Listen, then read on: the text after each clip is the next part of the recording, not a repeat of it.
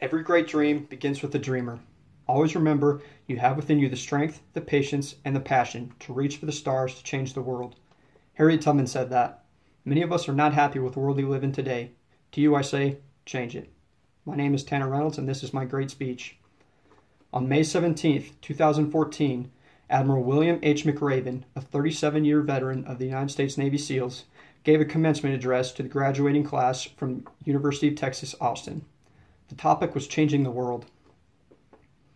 In his speech, he describes that of the 8,000 students graduating that day, if they can just change the lives of 10 people, in 5 generations, over 800 million people's lives will be changed. One more, and the entire population of the world will be changed. So I'm going to try and change your life with the speech. Admiral McRaven gives 10 lessons he learned in SEAL training and how it can help you change your life and change the world. I'm going to discuss 6 of them with you. First is to make your bed. In SEAL training, they were required to make their bed to perfection every morning.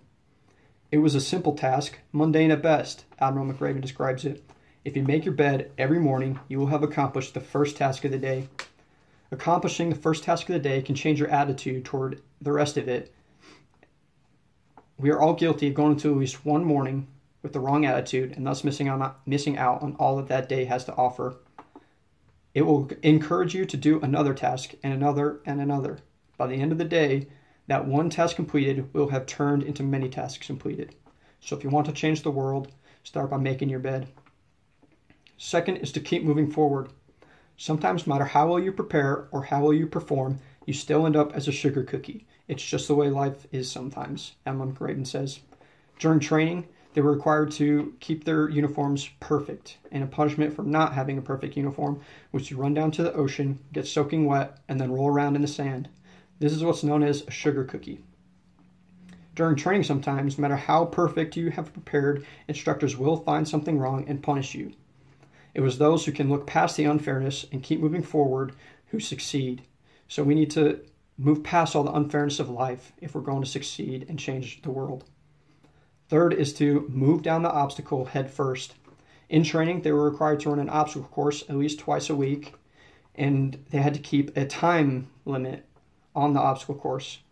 And there was one particular obstacle that slowed down everyone's times, causing many to fail.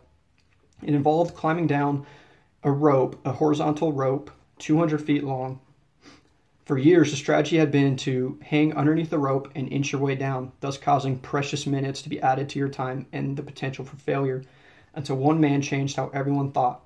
Despite fear and risk, he went down the rope head first, on top of it, and crushed everyone else's times. So if you're going to change the world, move down the obstacle head first. And fourth is to never back down. Admiral McRaven likens it to swimming with sharks. In SEAL training, they had long ocean swims off the coast of San Diego in a popular breeding ground with great white sharks. He describes what to do if you're starting to be circled by a shark. He says you must stand your ground and not be afraid. And if one starts to charge you, you have to summon up all your courage and strength and punch it in the nose. He compares this to bullies in life. We have to stand up to the bullies if we're going to succeed and change the world. Growing up, I was small and I was picked on a little bit. And until one day, I decided I had enough and I hit the bully. Despite the stern talking to I got from teachers and principals and being grounded by my mom, I was never picked on another day after that. So if you want to change the world, stand up to the bullies. Fifth is to stay positive. So if you want to change the world, start singing when you're up to your neck in the mud. In SEAL training, in the infamous Hell Week, they were marched down to the mud flats and buried up to their neck in freezing cold mud. Despite all the cold and pain, one student started to sing, and then another, and pretty soon the entire class was all singing, and morale was much higher than when they started. Singing and keeping the positive attitude made the pain a little more bearable and the time go a little bit faster. So if you want to change the world, keep a positive attitude. Last is to never, ever give up. There was a bell in SEAL training that all you had to do to be done waking up at 5 in the morning, done spending hours in the freezing cold ocean, and done with endless calisthenics on the beach was to ring the bell. But this meant leaving training and giving up on your goals and dreams. If you want to change the world, don't ever, ever ring the bell, he says. Admiral McRaven said, "Know that life is not fair and that you will fail often. But if you take some risks, step up when the times are toughest, face down the bullies, lift up the downtrodden, and never, ever give up. If you do these things, then the next generation and the generations that follow will live in a world far better than the one we have today." Changing the world is hard, but like Harriet Tubman said, every great dream begins with a dreamer.